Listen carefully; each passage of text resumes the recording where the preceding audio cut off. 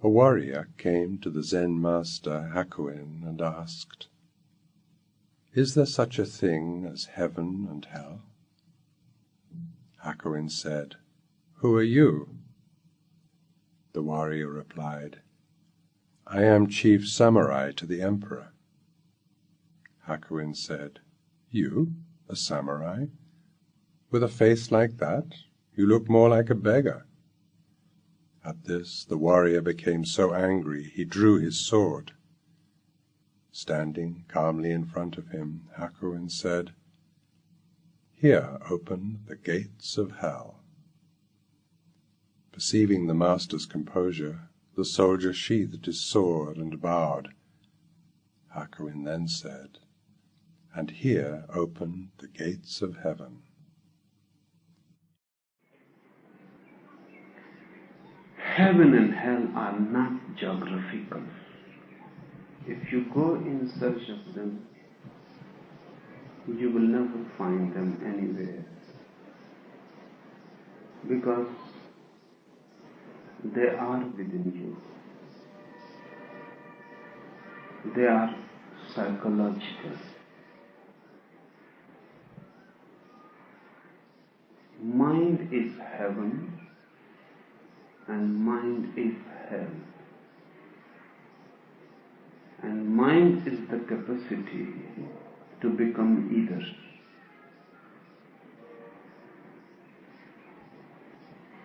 But people go on thinking everything somewhere outside.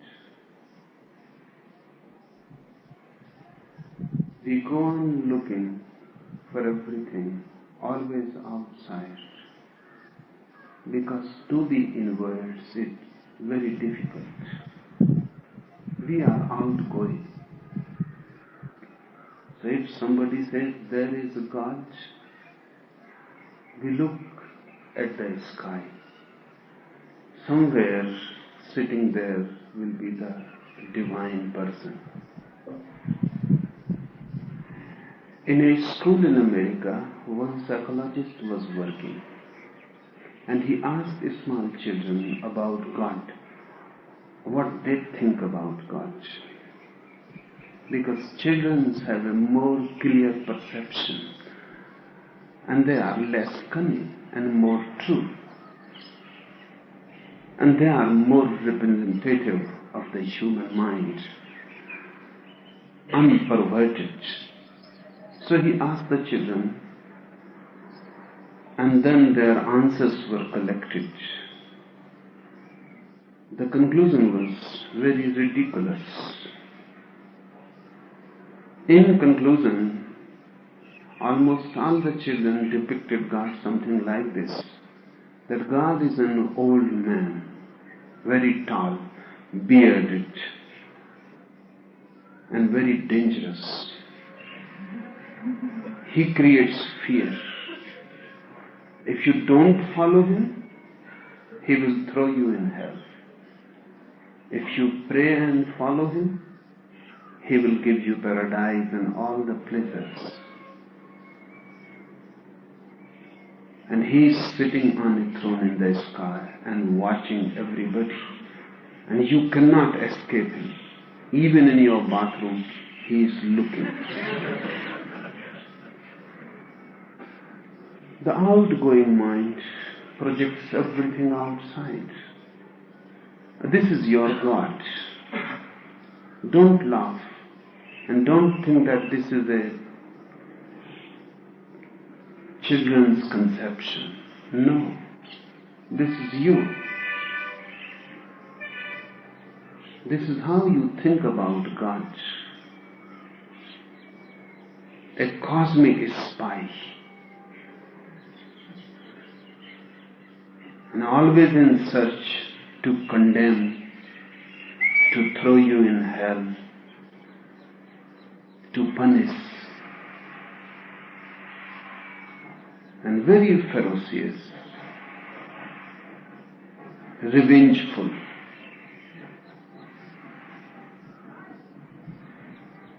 That's why all the religions are based on fear. If you do this, you will be appreciated, awarded. If you don't do this, you will be punished. But the base seems to be fear. And God seems just to be a very powerful emperor sitting on the throne in the heaven. The whole conception is foolish, but human. Human mind is foolish. The whole conception is anthropocentric. In the Bible it is said, God created a man in his own image.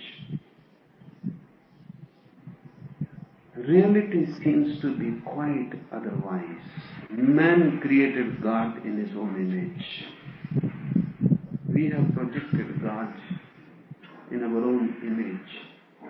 It is a blow-up of the human mind. A bigger human mind, that's all. Remember, if you think God outside somewhere than you have not even started the first step of being religious. And the same happens with all the conceptions. Heaven is without, hell is without.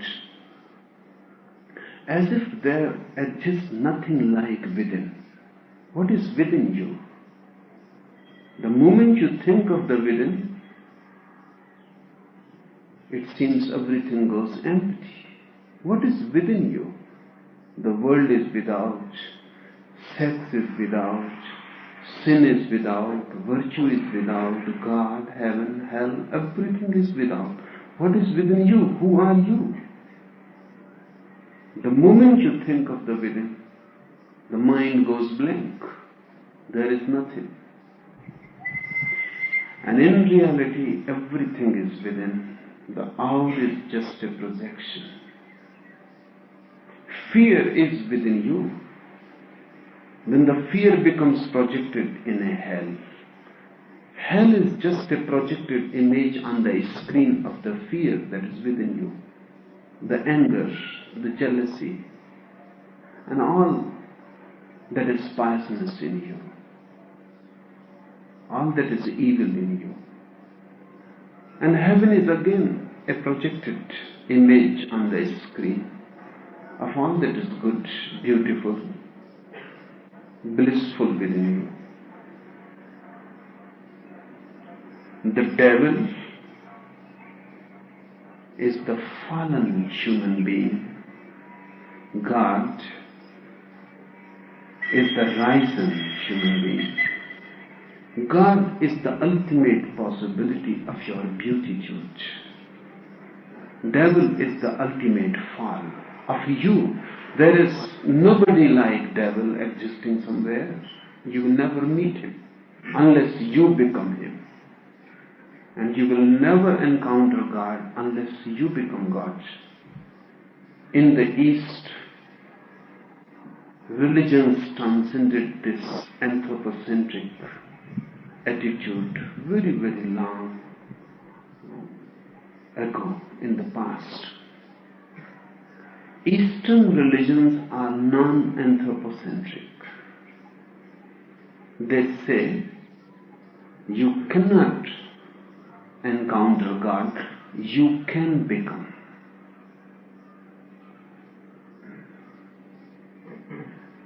When you reach to the ultimate point of existence, there will be no God to receive you and welcome you. Only you will be there in your godliness. So this can be said, and I go on insisting, that there exists no God, but existence is divine. There exists no one like a person, a super person, no one. God is non-existential, but godliness is existential. The moment I say godliness, it becomes something inward. The moment you say God, You have projected it. This story is beautiful. This Zen master Hakum is one of the rare flowerings. A warrior came to him, a samurai, a great soldier, and he asked, "Is there any hell? Is there any heaven? And if there is a hell and a heaven, where are the gates? From where to enter? How to avoid? How to avoid the hell and how to choose the heaven? Where are the gates?" A simple warrior, and warriors are always simple. It is difficult to find a businessman who is simple. He is always cunning, clever, otherwise he cannot be a businessman. A warrior is always simple, otherwise he cannot be a warrior. He knows only two things, life and death, nothing much. And his life is always at stake, always gambling. He is a simple man. That's why businessmen could not create a single Mahavir, a single Buddha, a single Krishna or Ram. Even Brahmins could not create a Ram, a Buddha, a Mahavir, because Brahmins are also cunning. Cunning in a different way. They are also businessmen of a different world, of the others. They deal in business, not of this world, of the other world.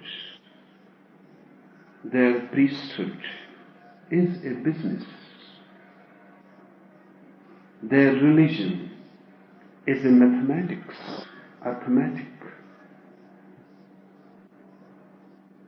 They are also clever, very clever, more clever than the businessman, because the businessman is limited to this world. Their cunningness goes beyond. They always think of the other world, the rewards they are going to get there, and their rituals, and their whole mind is concerned how to achieve more pleasure in the other worlds. But they are concerned with pleasure, they are businessmen. So even Brahmins could not create a Buddha. This is strange. All the 24 Tirthankaras of Jains are Kshatriyas, warriors.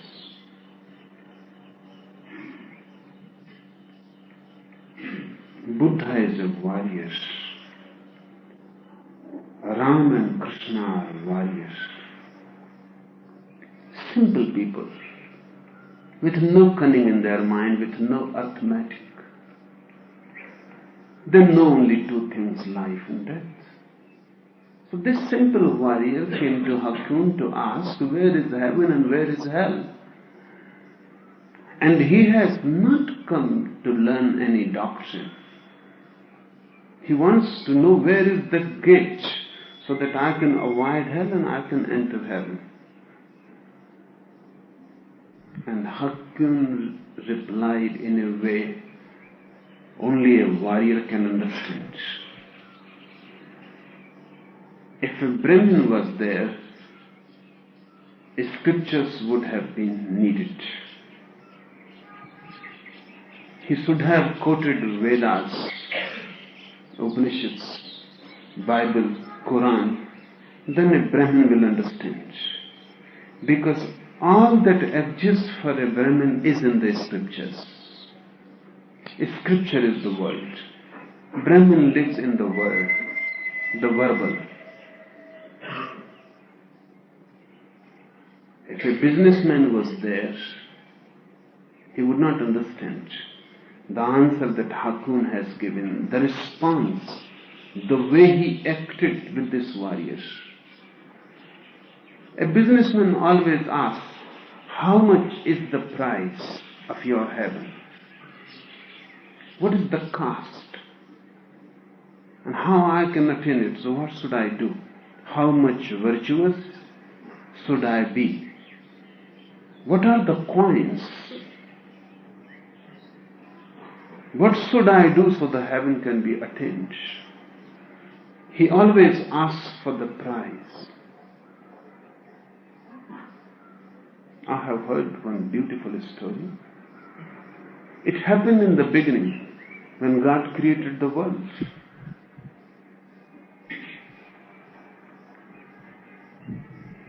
The God came on the earth and asked different races. He came with 10 commandments, the 10 rules of life. The Jews have given so much significance to those 10 rules, and the Christians also, and the Mohammedans also, because all these 3 religions are Jewish. The source is the Jew, and Jew is the perfect businessman. So God came to ask, He came to Hindus and asked, would you like to have 10 commandments? So the Hindus said, what is the first? We must have a sample, because we don't know what these 10 commandments are. So the God said, thou shalt not kill. Hindus said it will be difficult. Life is complex. Killing is involved. It is a great cosmic play. Birth is there, death is there, fight, competition is there. And if all competition is taken away, the whole thing will become flat, dull. So, we don't like. These commandments will destroy the whole game. So he went to Mohammedans and said, thou shalt not commit adultery. Gave one example to them also, because they also asked, what is the sample? Mohammedan said, this will be difficult. Life will lose all beauty. At least 4 wives are needed. And you call it adultery? This is all that life can give. This is all that a virtuous man should have. And who knows of the other world? This is the world. And you have given it to us to enjoy, and now you have come with these commandments. This is contradictory. So he went around, and then he came to Moses, the leader of the Jews. Moses never asked for the sample. The moment God said, I have got 10 commandments, and he was afraid if Moses says no, then nobody is left. He has asked everybody and nobody is ready. So this is the last hope. But when God said, would you like to have these 10 commandments?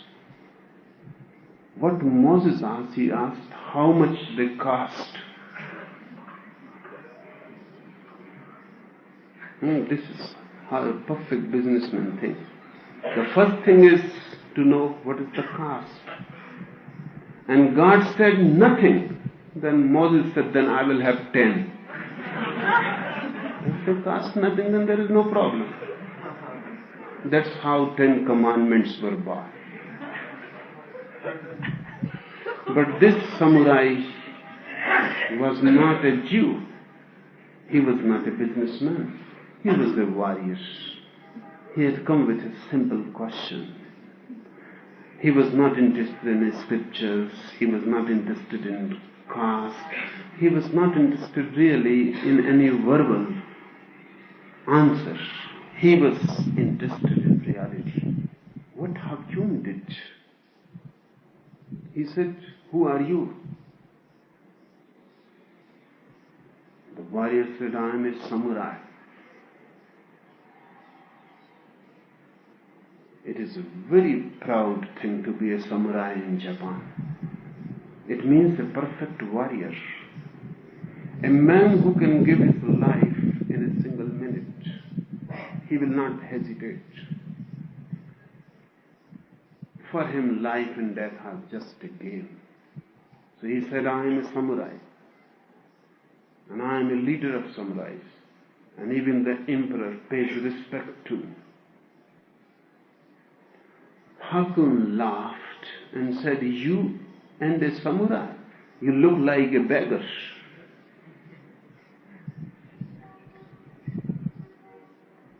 The pride was hurt. The ego hammered. The samurai forgot for what he has come. He took out his sword.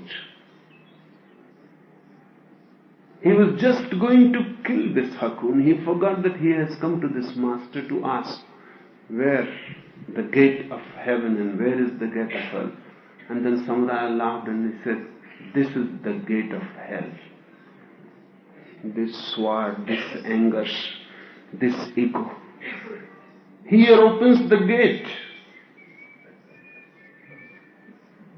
This is what a warrior can understand. Immediately he followed. This is the gate. He put down back his sword in the seat, and Hakim said, "Here opens the gate of heaven." Hell and heaven are within you. Both the gates are within you. When you are unconscious, behaving unconsciously, the gate of hell. When you become alert and conscious, the gate of heaven. What happened to this samurai? When he was just going to kill Hakim, was he conscious? Was he conscious what he is going to do? Was he conscious for what he has come here? Every consciousness disappears. When ego takes over, you cannot be alert. Ego is the drug, the intoxicant, which makes you completely unconscious. You act, but the act comes from the unconscious, not from your consciousness. And whenever any act comes from the unconscious, the door of hell is open. Whatsoever you do, if you do it in a way that you are not aware what you are doing, unawareness is the gate of hell. Immediately the samurai became alert. When Hakim said, "This is the gate, you have already opened it," certainly the very situation must have created alertness. Just imagine what would happen to you if you were the warrior, if you were the samurai, sword in hand, just going to kill a single moment more, and Hakim's head would have been cut, separated from the body, a single moment more.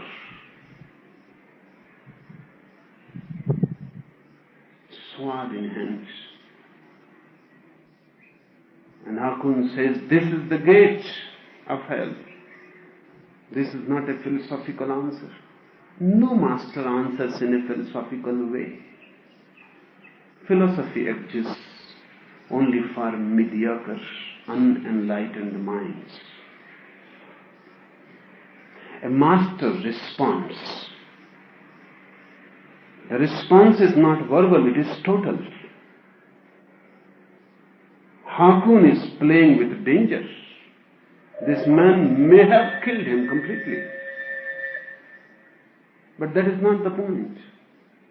If you even kill me and that makes you alert, it is worth. Hakun played the game. A single moment lost and this man would have killed him. In the right moment, Hakun says, this is the gate. You may not have heard about samurais. If you are going to kill a samurai, your sword is in hand, it is just going to touch his neck. Samurais have a particular sound. This is a mantra. And a samurai is standing before you without any weapon. He cannot protect. He will just say a single word so loudly that all your energy will go and you will become as if dead, a statue. He may say simply, hey, and you will become static and the hand will not move.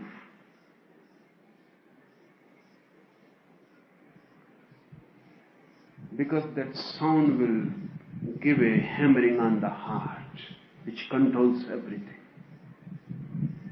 The hand will become static.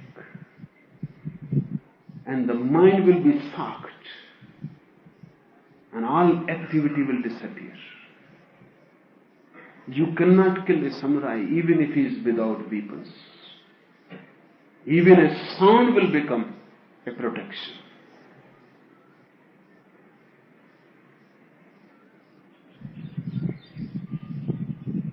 If you are with a gun, your hands will not move, or you will miss the aim. And just a sound, but the sound has to be made in a particular way, so that it goes deep in the heart and changes completely your activity, the pattern of your activity. This Hakun, when he said, this is the gate, the samurai must have remained static. In that static state, when all activity ceases, you become alert. Activity, occupation in the mind is unconsciousness. You are continuously occupied. Even for a single moment, you are not unoccupied. Occupation is your drug. That's why when you are without any activity, you feel uneasy. You may start reading the same newspaper again. You will start doing something or other. You may open the window and close it again. Some activity is needed, otherwise your unconsciousness will break. And you will become conscious. So Zen says, if a person can sit 6 hours without doing anything, he will become enlightened.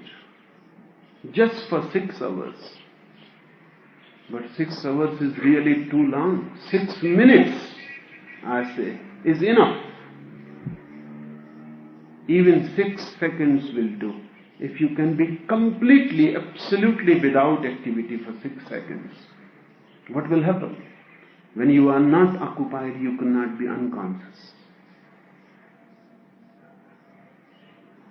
When you are unoccupied, the whole energy becomes consciousness. A tremendous release. The energy is engaged in occupation. Mind is thinking, body is working. You are occupied, the whole energy is moving in activity and is being dissipated into the world. If you think, you are dissipating energy. Because each thought takes energy, needs energy. Continuously you are thinking and dissipating energy for nothing. Just dissipating. Activity needs energy. Your infinite source of energy is being dissipated continuously. You are leaking from everywhere. That's why you feel so weak, so frustrated, so impotent. This impotence feels like helplessness. And you are omnipotent. And you feel impotent. You have all the sources of infinite energy within you. You are related to the cosmic source, but you feel impotent because dissipating continuously. Even for a single moment, if thought stops, activity is no more there. You have become like a statue, unmoving within, without, no movement, either of body or of mind. A tremendous energy is released. Where it will go now? No activity, then it cannot go without. You become a pillar of energy, a flame of energy. Everything becomes conscious inside. Everything is lighted. The whole being is filled with light. This must have happened to this wire. Stopped, sword in hand, Hakun just before him, a master, an enlightened master.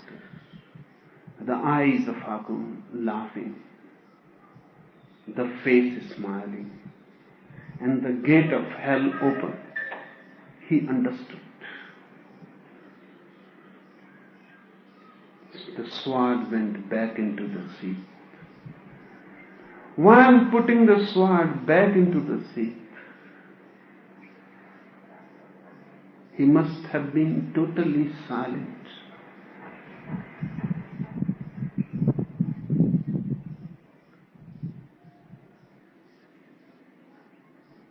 Peaceful. The anger has disappeared, and the energy that was moving in the anger has become silence. If you suddenly awake in the middle of anger, you will feel such a peace you have never felt before. Because energy was moving, suddenly it stops. You will have a silence, immediate silence. You fall into your inner being. And the fall is so sudden, you will become aware. It is not a slow fall. It is so sudden that you cannot remain unaware. You can remain unaware with only routine things, gradual things. You move so slowly that you don't feel the movement. Sudden movement, from activity to no activity, from thought to no thought, from mind to no mind. This warrior realized. As the sword was going back into the sea, Hakun said, and here opens the door of heaven. Silence is the door. Inner peace is the door. Non-violence is the door. Love, compassion is the door. Heaven and hell are not geographical. They are psychological. They are your psychology. And this is not a question to be decided on the last day of judgment. Human mind is so clever to avoid, to escape. Christians, Mohammedans, Jews, they have created a concept of the last day when everybody is to be judged. You will be taken out of your grave, judged, and then those who follow Jesus Those who have been good behaved, they will go to the heaven. And those who have misbehaved, those who have not followed Jesus, those who have not been in the church, they should be thrown in the hell. And this hell is going to be eternal. Christian hell is one of the most ridiculous things. Eternal. No end to it then. This seems to be just injustice, sheer injustice. Whatsoever sin you may have committed, no punishment can be just which is eternal. Bertrand Russell somewhere has joked that if I calculate all my sins that I have committed and sins that I have not committed, only brooded over, if they are also included, then the hardest judge cannot send me to jail more than for 4 years. And Christianity sends you forever. Bertrand Russell has written a book, Why I Am Not a Christian. And this is one of his arguments, and a beautiful argument, because the whole thing seems to be ridiculous. And Christians believe only in one life. So if Hindus say that you have committed millions of sins in millions of lives, it may even look logical to send a person for eternal hell, but Christians, they believe only in one life. A 70 years life, how can you commit so much sin to deserve eternal hell? If you continuously commit sin every moment of 70 years, then too eternal hell doesn't look just. The whole thing seems to be revengeful. So God is not throwing you in the hell because of your sins, just because you were disobedient.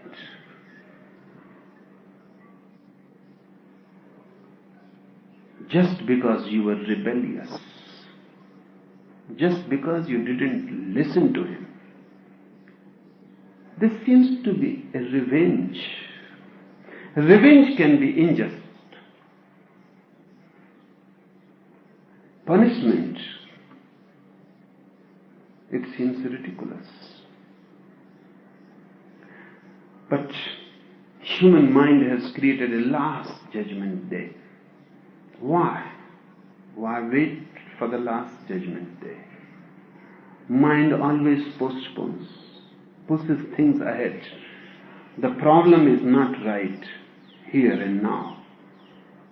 It is a question of last judgment day. We will see.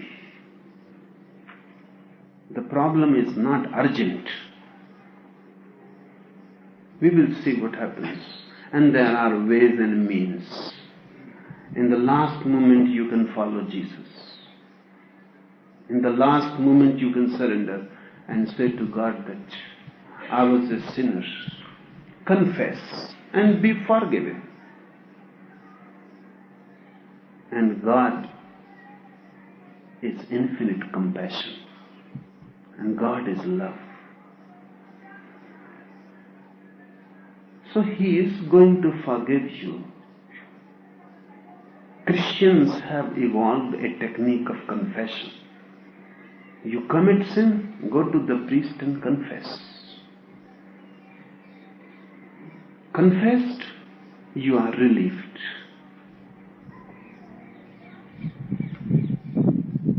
If you confess honestly, you are ready to commit it again. Because the past sin is forgiven. And once you know the trick, once you know the key, that you can commit a sin and can be forgiven, who is going to prevent you from committing more? So the same people go on coming every Sunday to the priest, and they go on confessing.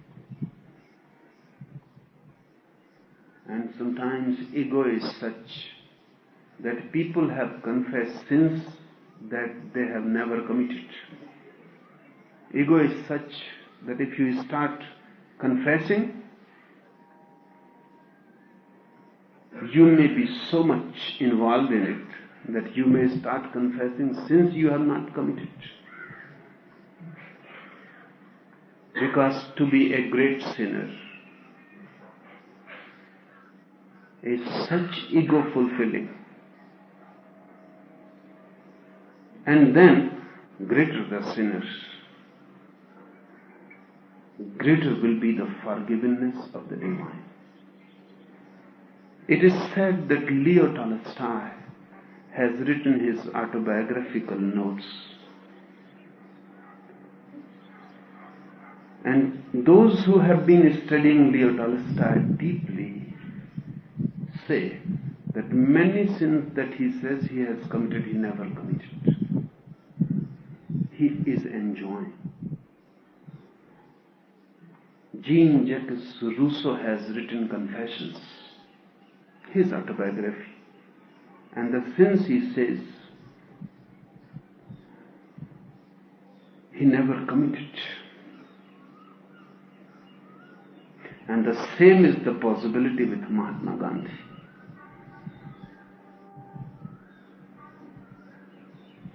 In his autobiography, the things that he goes on depicting that he committed may be exaggerations. Because this is how the ego works. Whatsoever you say, it goes to the extreme.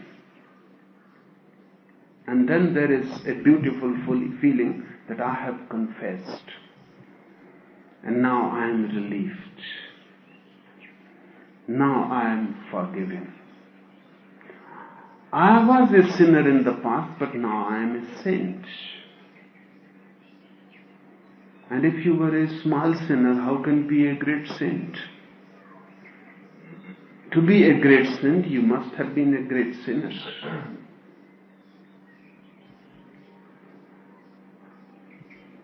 Last judgment, confession, are tricks of the mind.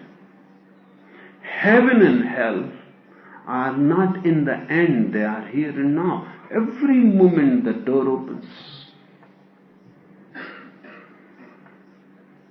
Every moment you go on wavering between hell and heaven. It is a moment-to-moment question. It is urgent. In a single moment you can move from hell to heaven and from heaven to hell. This is the meaning of this story. In a single moment, not even a single moment has passed. And Hakun says, this is the gate of hell. Now the gate of hell opens. And not a single moment has passed. And he says, look, this is the gate of heaven. Heaven and hell are not very distant. They are neighbors. Only a small fence divides them. You can jump that fence even without a gate. And you go on jumping from this to that. In the morning you may be in the heaven. By the evening you are in hell.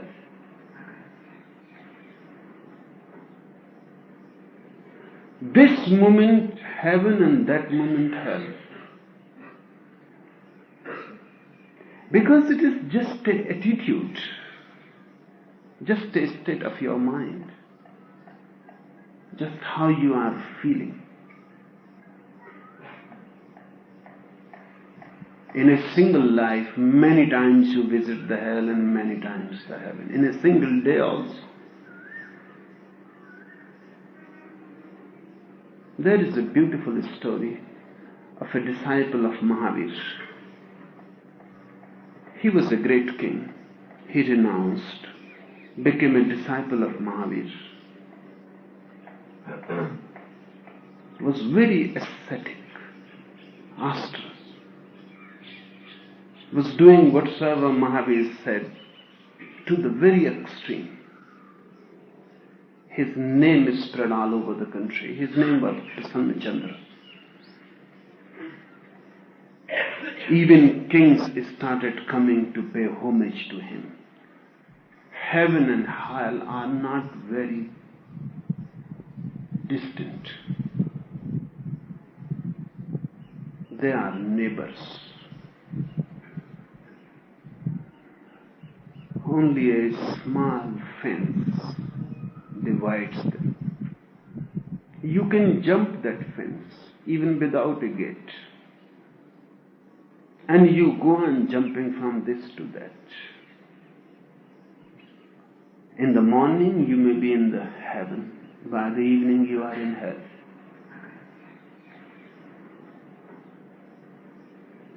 This moment heaven and that moment hell. Because it is just an attitude, just a state of your mind, just how you are feeling. In a single life, many times you visit the hell and many times the heaven. In a single day also. There is a beautiful story of a disciple of Mahavir. He was a great king. He renounced, became a disciple of Mahavir. Was very ascetic, austere. Was doing whatsoever Mahavir said to the very extreme. His name is spread all over the country. His name was Prasanna Chandra. Even kings started coming to pay homage to him. Another king, Bimbisar, who had been a friend to this Prasanna Chandra when he was also a king, came to the cave where Prasanna Chandra was standing, naked, under the sun, with closed eyes. Prasanna Chandra Bimbisar bowed down before this Prasanna Chandra and thought in his mind, when the time will come when I will also become so much peaceful, silent, blissful, this man has achieved. Just stay still. And then he went to Mahavir, to Prasanna Chandra's master. He was also near, somewhere in the same forest. And he asked Mahavir, he asked Bhagavan,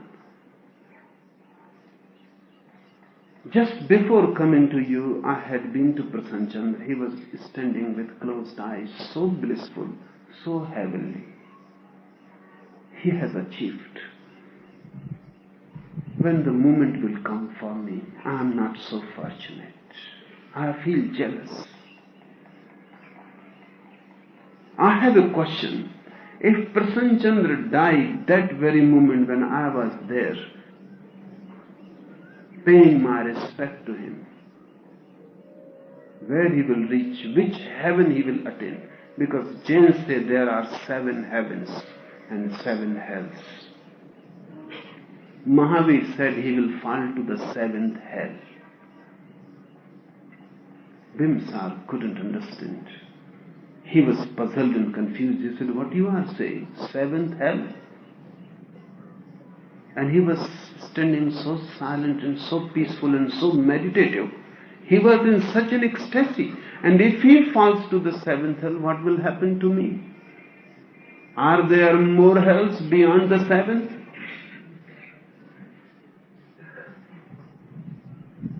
No, you must be joking. Tell me the truth. Mahavir said, this is the truth. Just before you, few people passed. They also went to pay homage to Prasanna Chandra. And they started gossiping around him, and he heard. And the door of hell opened. Those people were coming from his capital, old capital where he was the king. And they said, this fool has renounced all.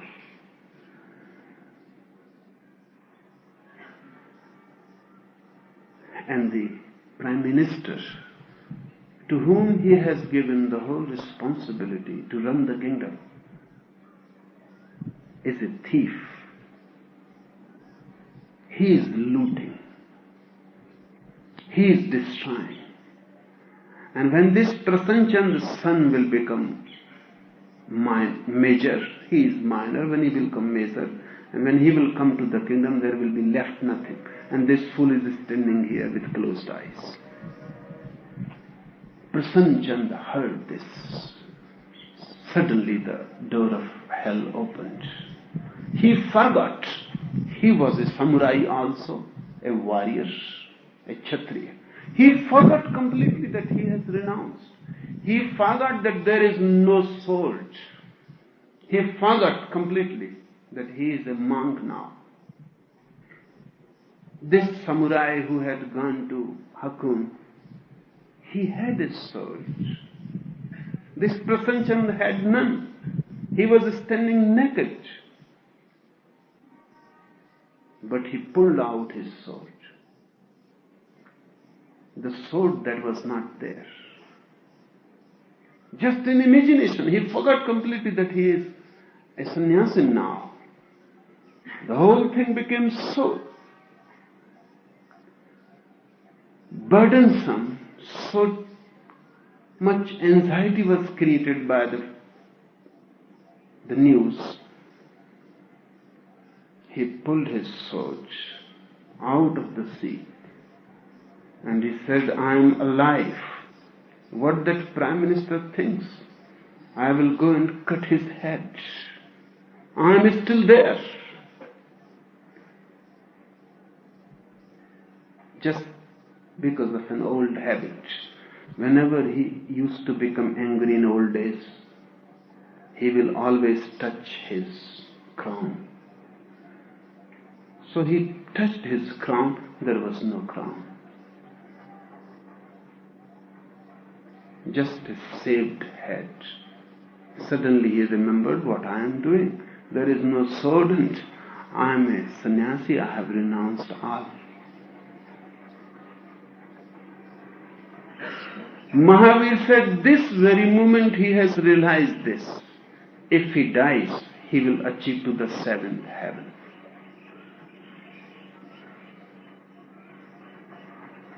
That Prasanna Chandra has realized that what he has been imagining. Just through imagination, the door of the hell was opened. Now it has closed.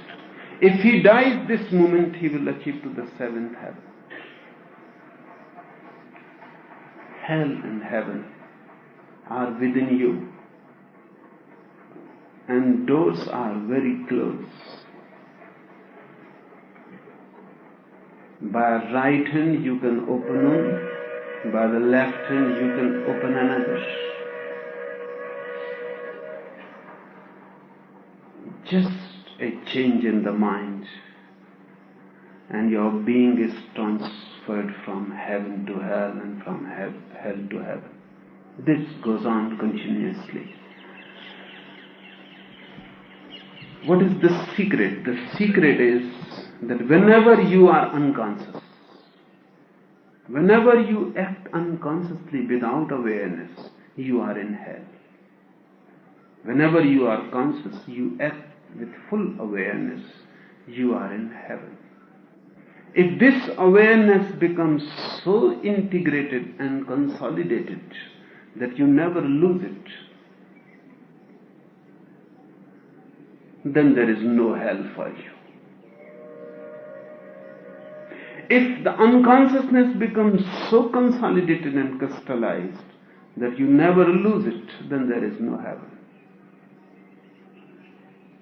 But fortunately, unconsciousness can never become so consolidated. A part always remains conscious. When your whole being seems to be unconscious, even then a witnessing part always remains conscious. Even while you are asleep, a part is witnessing. That's why in the morning you sometimes say the sleep was beautiful. Sometimes you say sleep was disturbed, nightmares. Sometimes you say I slept so deeply, so peacefully. It was such a great happiness. Who knows this? Because you were asleep. So who knows that you were so happy in sleep? A part has witnessed. A part has been continuously alert, knowing. Who knows that the sleep has been nightmarish? That you were disturbed, uneasy, uncomfortable. You were asleep, so who knows? A part has remained a witness. So even in sleep, a part knows. You cannot become completely unconscious. Consciousness once achieved cannot be lost.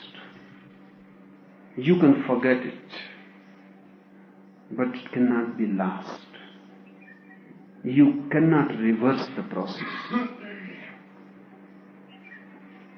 So you cannot be eternally in hell, and the Christian doctrine is absolutely false. You can be eternally in heaven. That is the Hindu concept. Hell can only be temporary. It can be for the time being.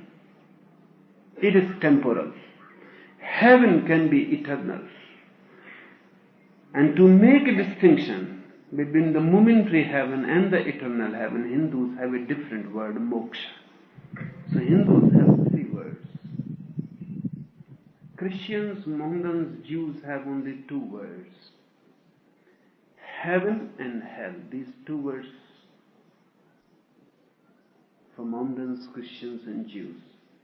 Hindus say Narak, hell, Swarga, heaven, and moksha, beyond both. A third, and Hindus say heaven is not worth achieving because it can be lost. When the state of heaven becomes permanent, when it cannot be lost, it is moksha. It is absolute freedom.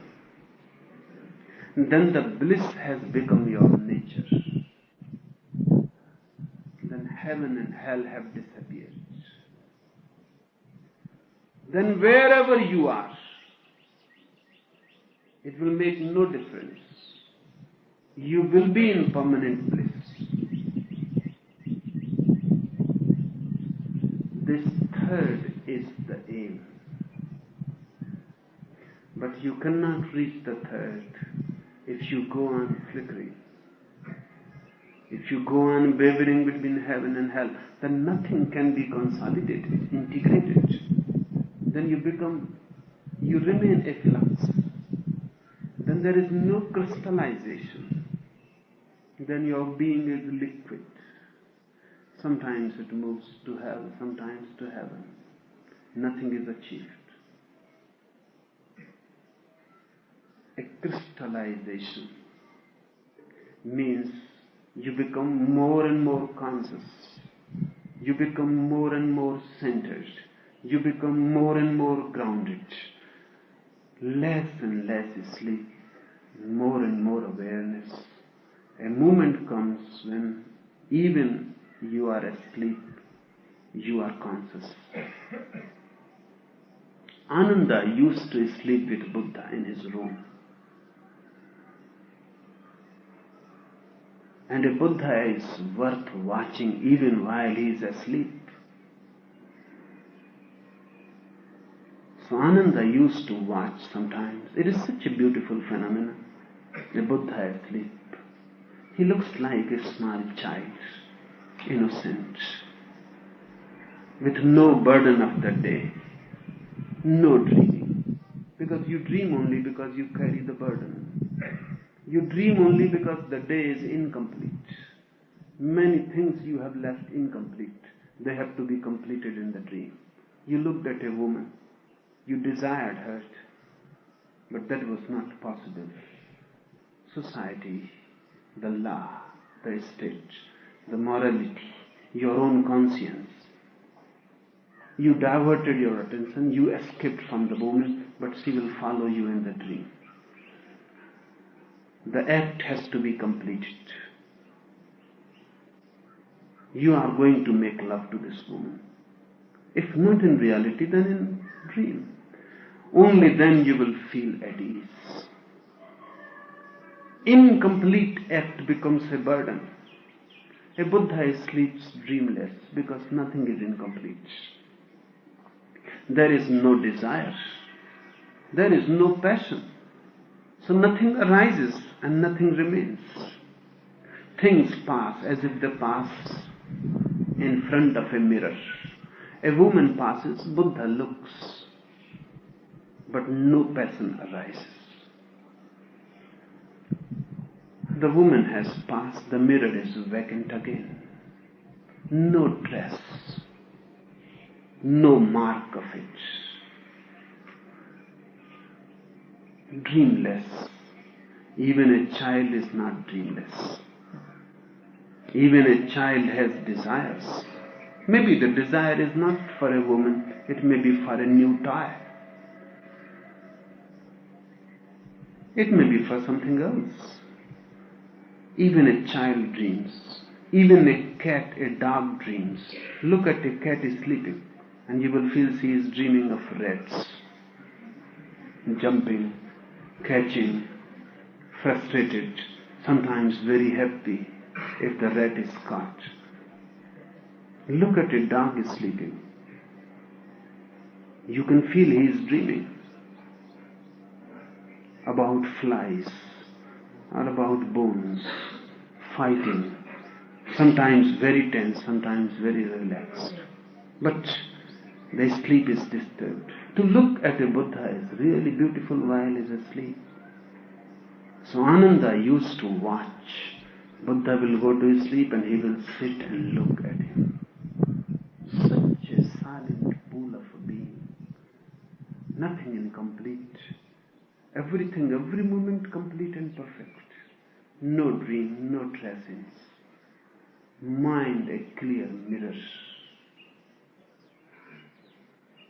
The stream of consciousness never muddled. Crystal clear. But he became puzzled.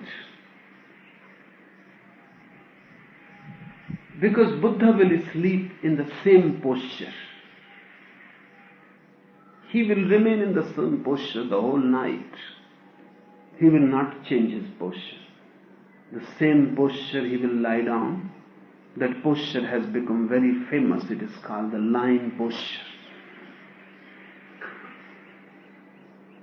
You may have seen Buddha's pictures. Statues are there in Ceylon, in China, in Japan, in India. If you go to Ajanta, there is a statue of Buddha lying. That is the posture. And that posture has been reported by Anand, how Buddha lies. In the same posture, not even changing the site the whole night. So one day he asked, he said, Bhagwan, everything is okay. One thing puzzles me. You remain in the same posture the whole night. Are you asleep or not? Because if someone is asleep, he will change the posture in his sleep.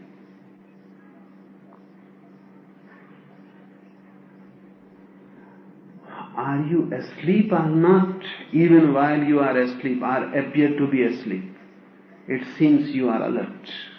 It seems you are conscious. It seems that you know what the body is doing.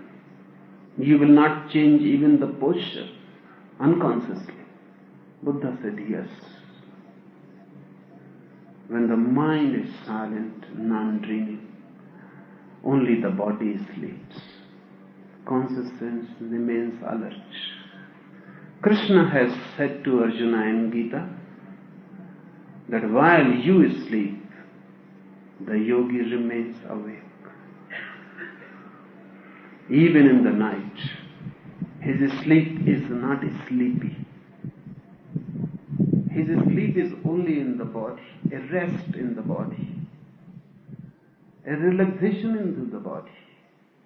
But his consciousness is alert. Really, a yogi's consciousness needs no relaxation because it is always relaxed. There is no tension. Relaxation is needed because of tension. The whole day you are so tense. The consciousness has to be relaxed. So yogi's body relaxes because body gets tired. Body is a mechanism. But his consciousness is always alert, continuously alert. It is a continuum of alertness. When your consciousness becomes a continuum, there are not gaps of unconsciousness. When there is no darkness within you, your whole inner temple has become enlightened. The light has reached to every corner. No part of your inner house is in darkness. You are a mokta. You are a free man. And this is what is the meaning of a Christ. You are Christ. Arisen, resurrected. Now there is no night for you. Only the day exists. Now the sun never sets.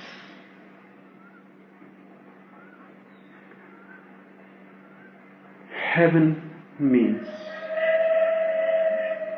consciousness. Hell means unconsciousness. Possibility to move is there. When the possibility disappears, there is no hell, no heaven. Then a third, the ultimate opens the door.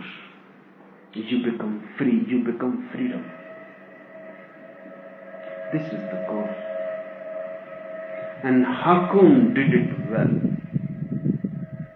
But this can be done only with a warrior.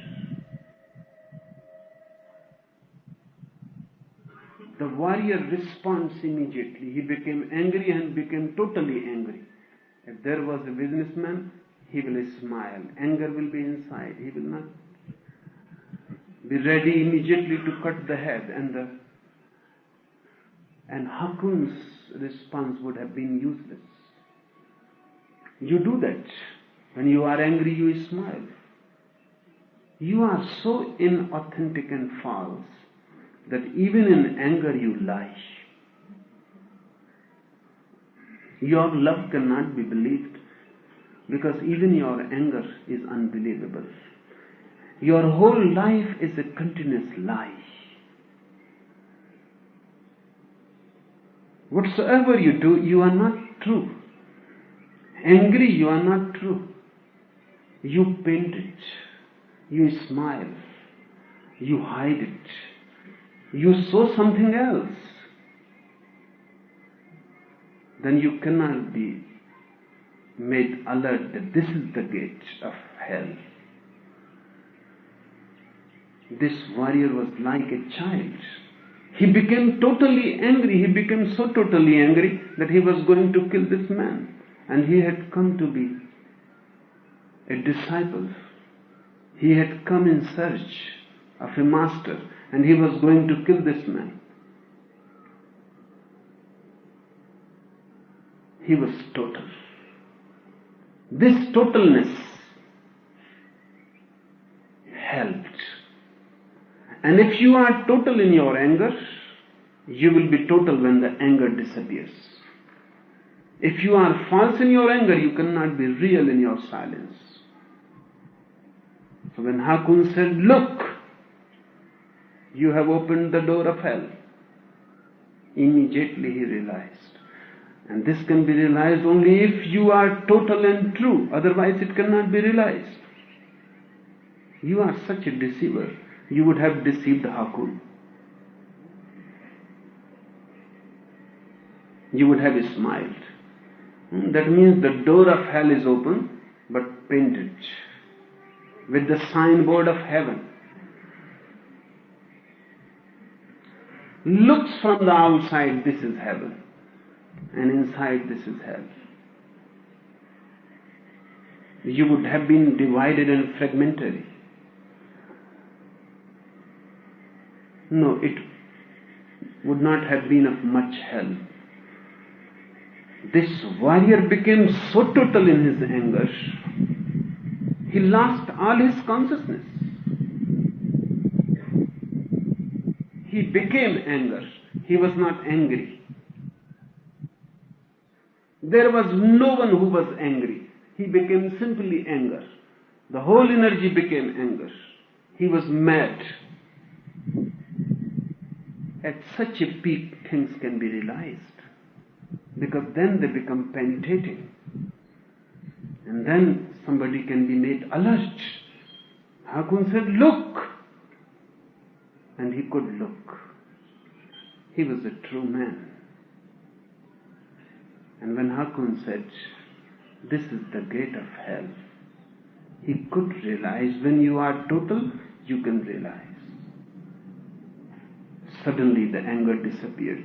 And because it was total, it disappeared totally. If it was fragmentary, then it cannot disappear totally. It was total, it disappeared totally. A deep silence was left behind. This is what I have been telling to you continuously. Be total, be authentic, be true. If you are a sinner, then be a true sinner. Don't try to create a facade of being a saint. A true sinner is bound to become a saint sooner or later, and time is irrelevant, because a true sinner is true, and that is the point. Sin is not the point. I have heard one peddler was caught, brought to the court. He was peddling without license.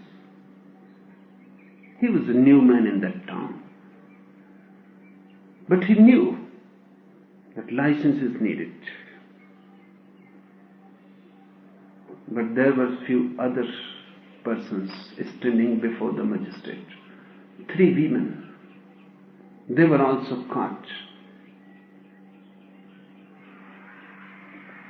They were prostitutes without license. This is really a wonderful world. Even governments issue licenses for prostitution. They were caught without licenses.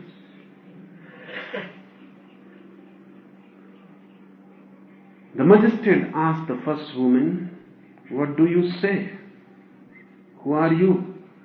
And what you are doing?" The woman said, "I am a model." She was lying. The magistrate gave her a sentence for 30 days hard labor. He asked the second woman, she said, "Something somewhere has been wrong. I have been caught wrongly. I am an actress."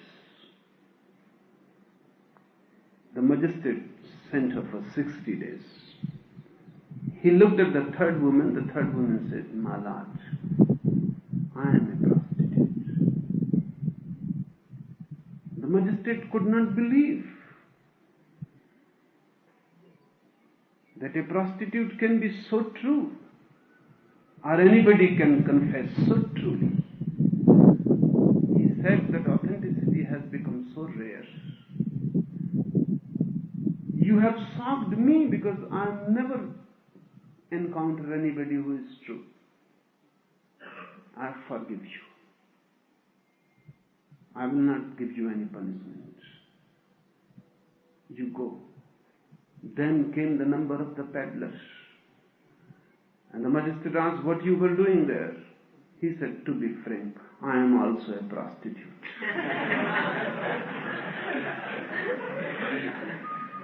This is what is going on. The faces.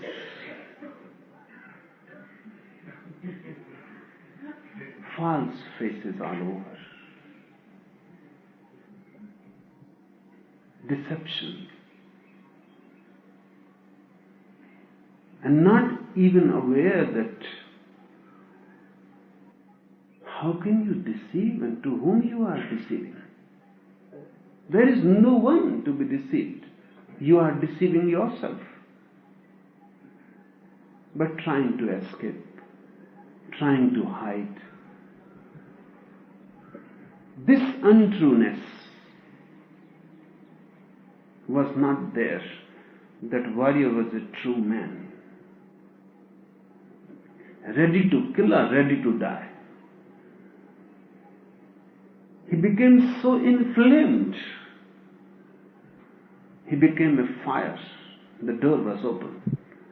Your hell is also never open completely.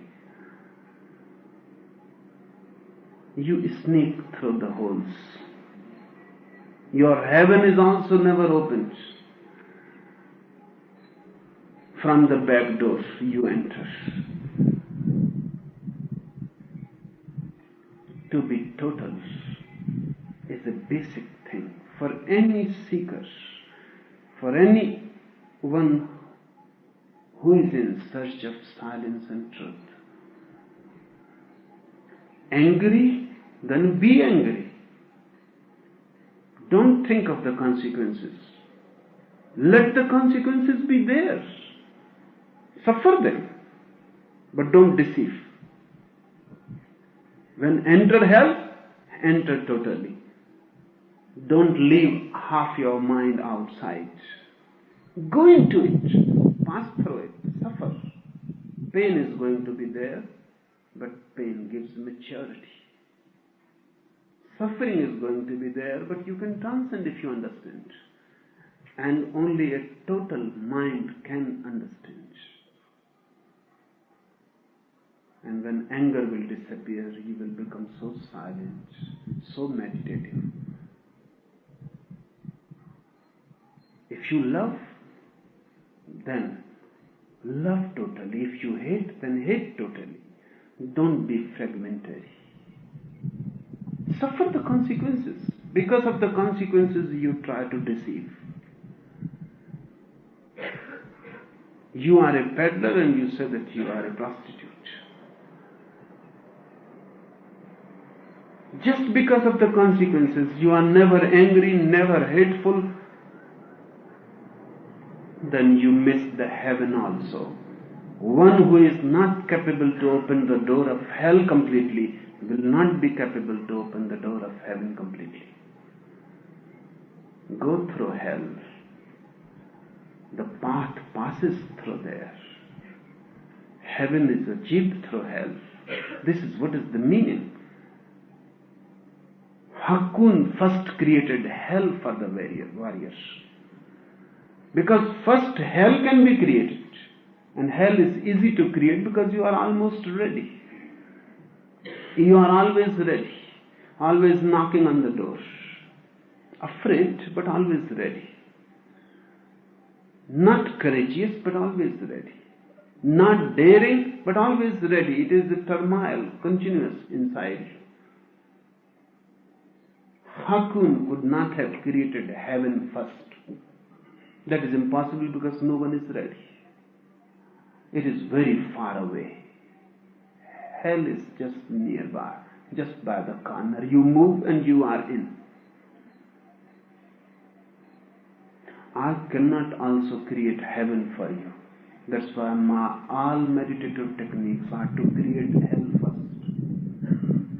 People come to me, they say, make us silent. Why you insist to go mad? I cannot do anything. You cannot become silent. Be totally mad first.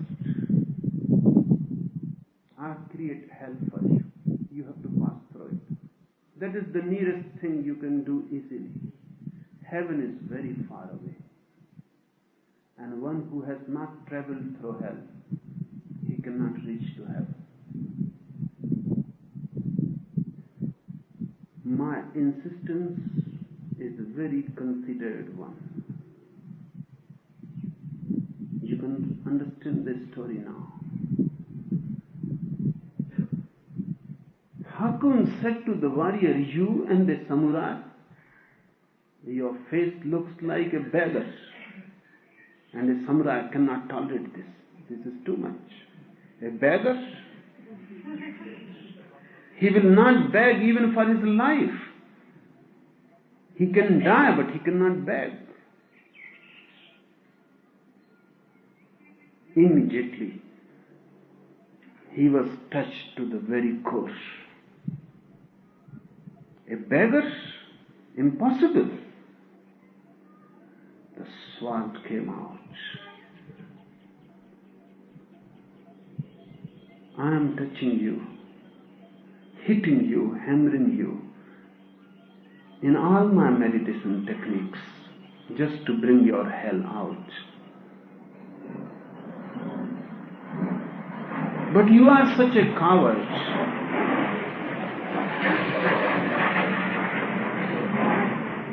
That even if you bring out your hell, it is not total. You play with it. You are not involved in it. You are fragmentary. You become only lukewarm. But lukewarmness won't do. You have to be boiling. Only then you can evaporate.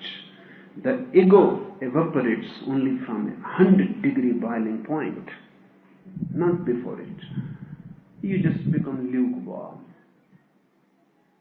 It is of no use. Unnecessary wastage of heat. Again you will become cold. After the meditation you will become cold. Go to the extreme point. In your catharsis, open the door of hell. And I promise you, if you can open the gate of hell, I will open the other gate immediately. It is always open once you open the gate of hell. It is just near. This much is enough to say, look, this is the gate of hell. And the gate closes and the other gate opens. Anything more, Tita? How does what you said about heaven and hell tie in with what you've been saying about roots and wings? When you say roots into this earth and wings into that heaven, I've got a feeling of being infinitely stretched, that this earth is close and that heaven is far away. What is the significance of this and that? Yes. This earth is close. Not because it is close,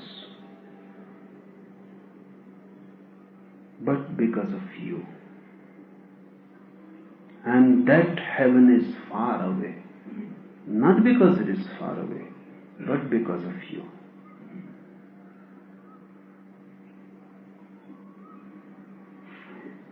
This means this world. This means this body. This means these desires. passions, the physical, the visible. This means all that has been condemned by religions. They are always against this and for that. That means the Brahma. That means the moksha. That means the divine. And this means this material world,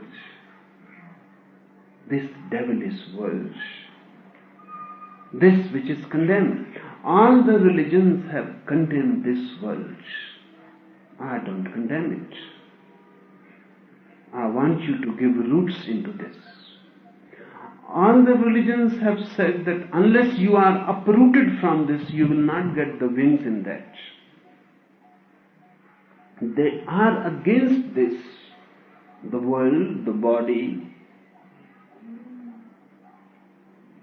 the material, the visible. All that you feel near, they are against it. And they are for something which is very far away, abstract. God, Brahma, moksha. Nobody knows. Nobody has any contact with it. No communion. No touch with it.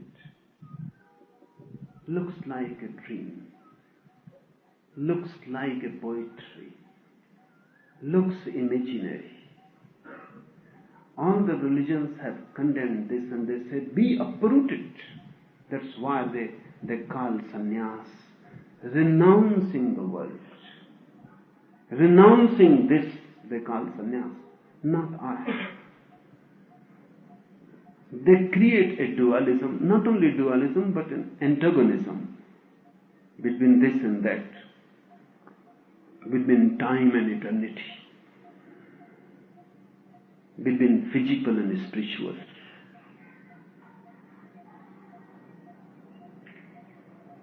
To me, roots into this will help to give you wings into that. I don't create any antagonism. There is none.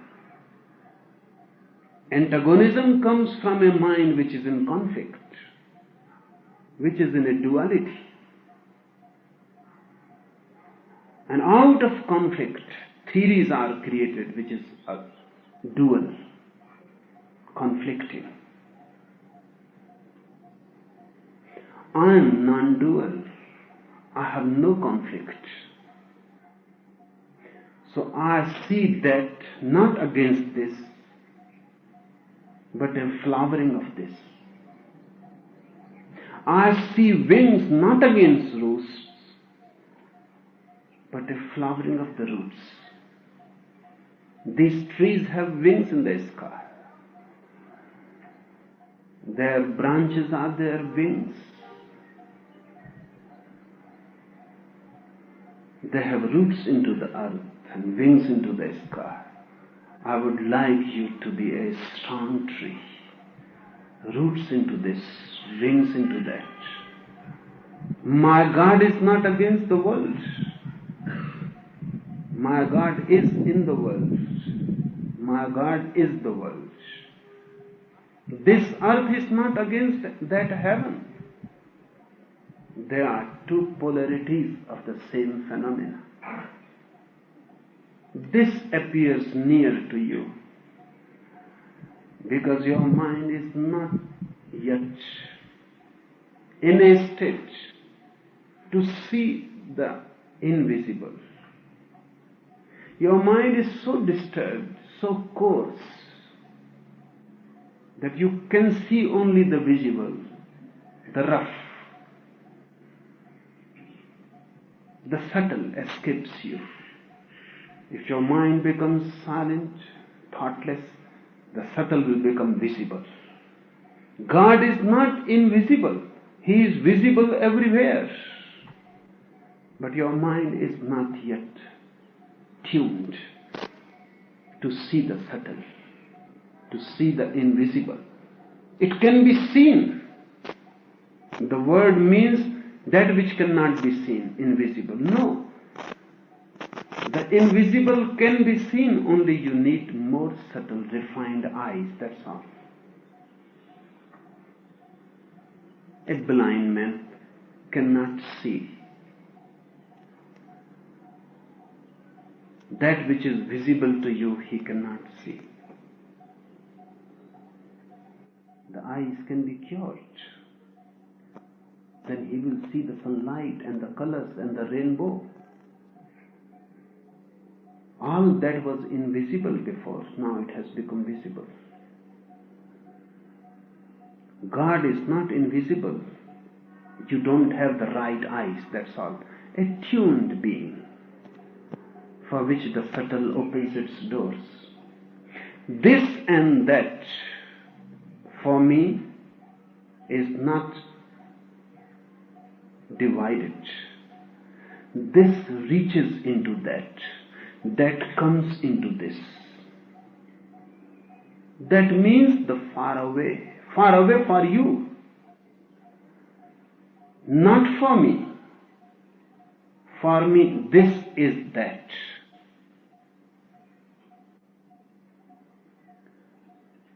Someday, this will be the case for you also. This will be that. This world is God. This visible hides the invisible. That's why my sannyas is not a renunciation. My sannyas is not against anything. It is for the totality, for the whole. Be rooted in the body so that you can have wings in the soul. Be rooted in the earth so you can spread into the sky. Be rooted into the visible so you can reach into the invisible. And don't create any duality and don't create any antagonism. If I am against anything, I am against antagonism. I am against being against anything. I am for the whole, for the complete circle.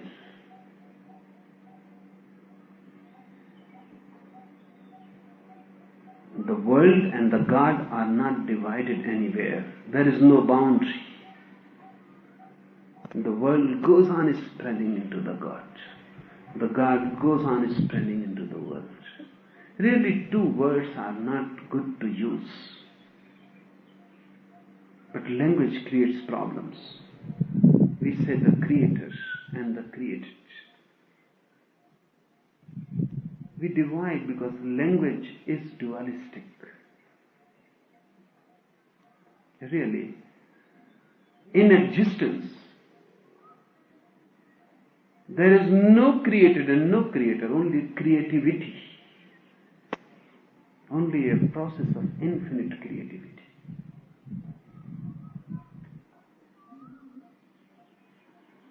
Nothing is divided. Everything is one, undivided. Language is just like political maps. India, Pakistan, Bangladesh, they are divided on the political map. If you move on the earth and ask the earth where ends India and where Pakistan begins, the earth will laugh that you are mad. The earth is rounded. It is one. Only on political maps. And maps are false.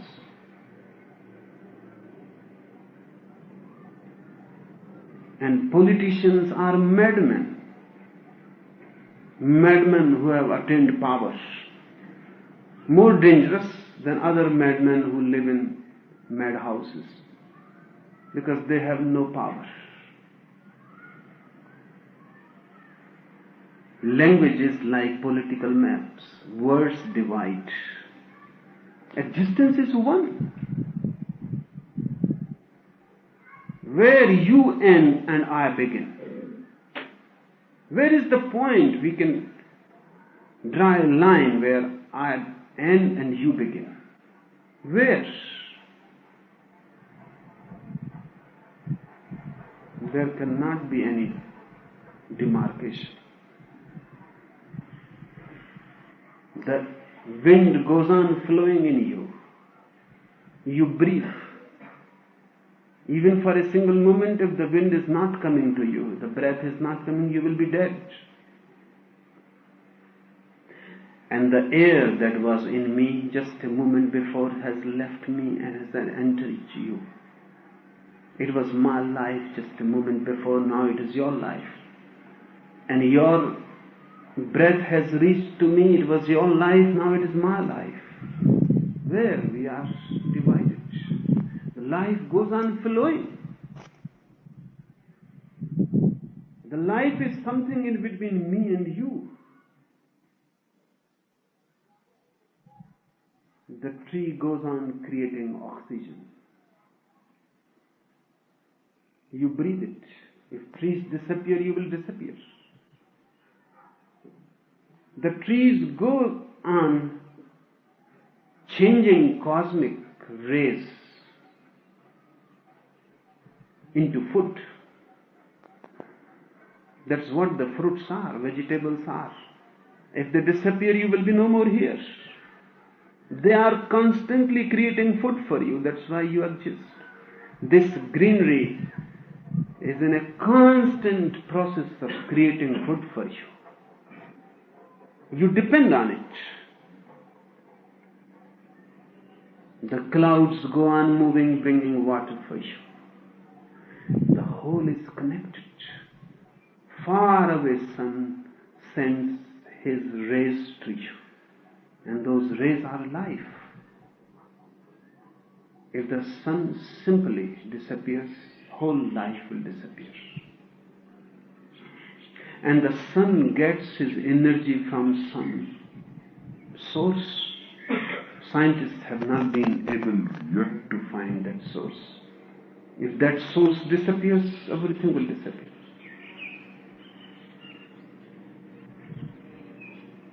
Everything is related, joined together. This world doesn't exist in fragments, it exists as a whole, as a one whole.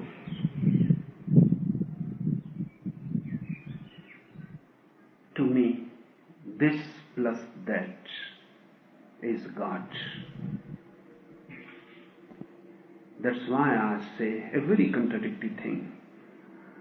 I would like to give you two things: roots into this earth, all that is earthly, and wings into that even, all that is abstract for you now,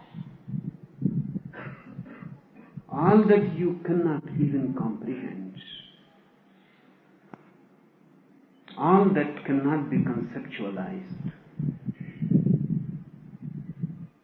Roots into the finite and wings into the infinite.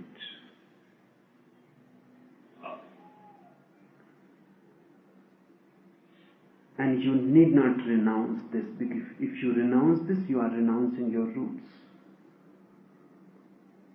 That has happened. That's why your monks, your sadhus, look so dead. They have renounced this. They are uprooted beings. Uprooted tree.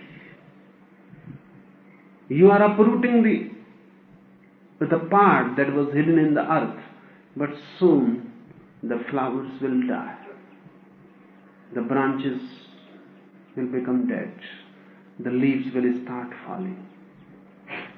That's what is happening to your sannyasis, the so-called old sannyasis. That's what is happening. They destroy their roots because they are against this earth. Then their flowering starts. Have you ever seen an old sannyasi who is in a flowering state? Who is blossoming every day? Who is giving new every day? who is flowing into the unknown every day? No. He will find a rigid, patterned, disciplined, dead being there. A Mahavir may have been alive, but the followers of Mahavir, go and look at them. Look at their faces. You cannot see any flowers there. Their eyes are dull and dead.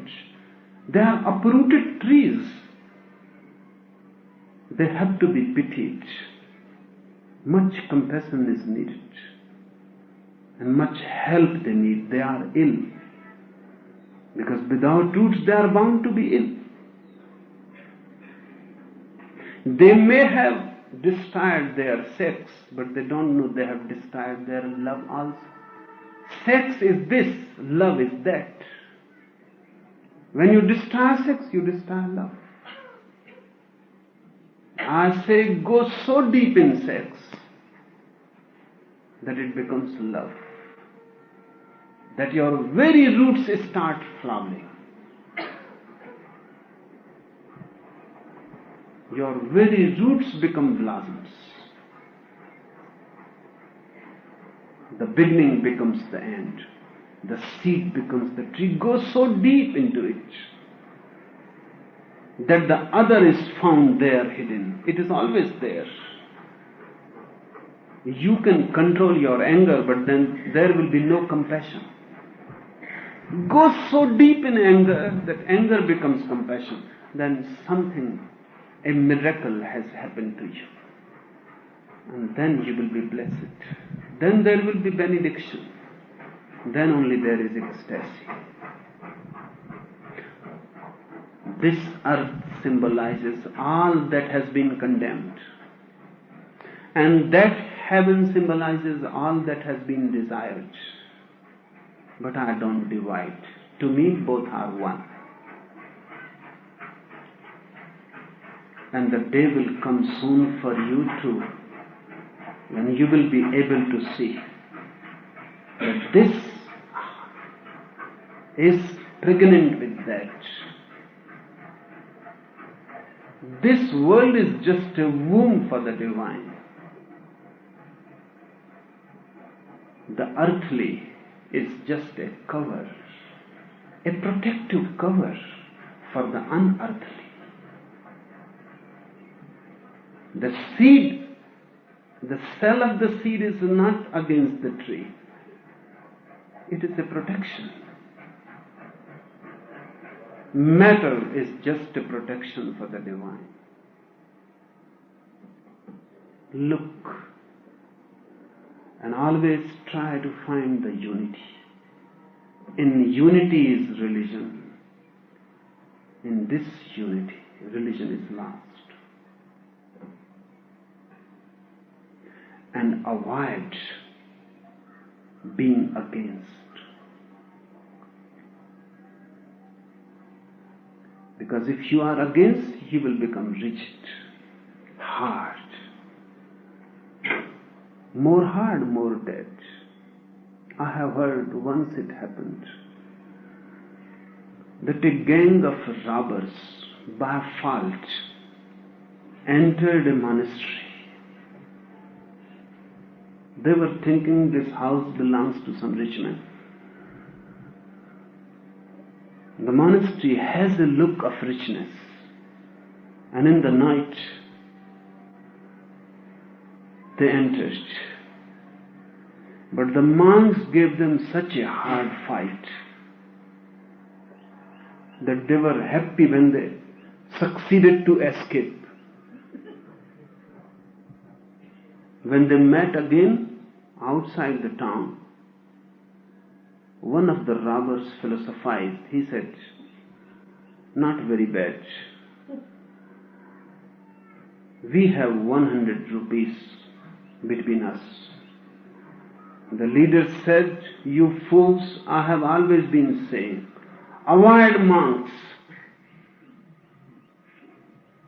We had 500 rupees when we entered the monastery."